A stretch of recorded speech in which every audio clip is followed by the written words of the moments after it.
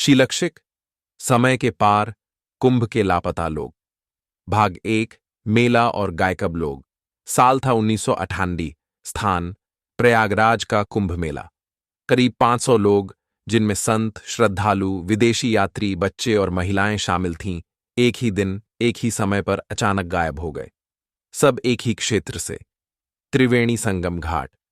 Police, सेना, NDRF, यहां तक कि अंतर्राष्ट्रीय एजेंसियां तक लगाई गईं, लेकिन कोई सुराग नहीं। कहा गया नदी में बह गए, भीड़ में खो गए। किडनैपिंग मामला सालों तक अनसुलझा रहा।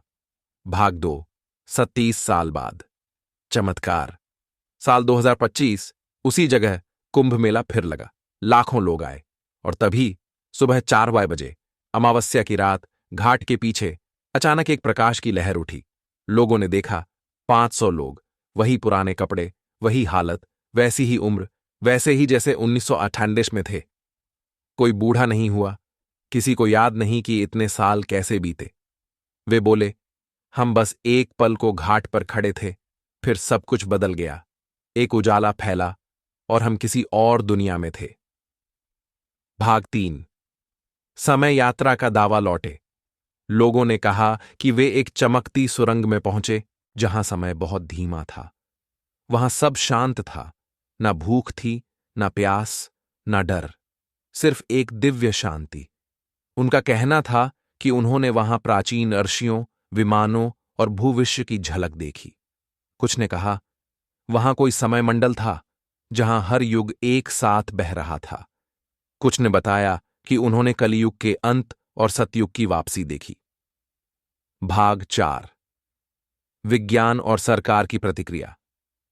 सरकार ने तुरंत उन्हें मेडिकल ऑब्जर्वेशन में रखा। जांच में पाया गया उनके शारीरिक आज भी 1948 के जैसे हैं। ना उम्र बढ़ी, ना डीएनए में बदलाव। वैज्ञानिक बोले, यह कोई क्वांटम टाइम फिनोमिनॉन है या फिर कोई अज्ञात वर्म होल। सरकार ने उस क्षेत्र को रेड जोन घोषित कर दिया। गुप्त रूप से वहां आईएसरो, डीआरडीओ और अंतर्राष्ट्रीय स्पेस एजेंसियां पहुंच गईं। भाग 5, अंतिम रहस्य लौटे। लोगों को बाद में एक सपना आता रहा, एक आकाशवाणी जैसी आवाज। जो हुआ वो केवल झलक थी, असली परिवर्तन अभी बाकी है। उनमें से कुछ फिर से उसी जगह लौटे और फिर कभी नहीं देखे गए। लोगों का मानना है कि वहां कोई समय द्वार, टाइम पोर्टल है, जो हर 27 साल में खुलता है और केवल उन्हीं को बुलाता है जो धार्मिक रूप से शुद्ध और मानसिक रूप से तैयार होते हैं। आज तक यह रहस्य बना हुआ है। क्या वे लोग सच में समय यात्रा पर गए थे? क्या आने वाले समय में फिर कोई गायब होगा, या यह भगवान की कोई लीला थी? सिर्फ समय ही इसका उत्तर जानता है। हर दिन नए श्रद्धालु आते हैं, नदियों में डुबकी लगाते हैं और आध्यात्मिक शांति की खोज में रहते हैं। समय के ताले अदृश्य होते हैं, केवल वह खोल सकते हैं जो सत्य का बोझ उठा सकें। हमारा उद्देश्य इसे सुलझाना नहीं, बल्कि यह समझना है कि हम क्या नहीं समझ सके और अंततः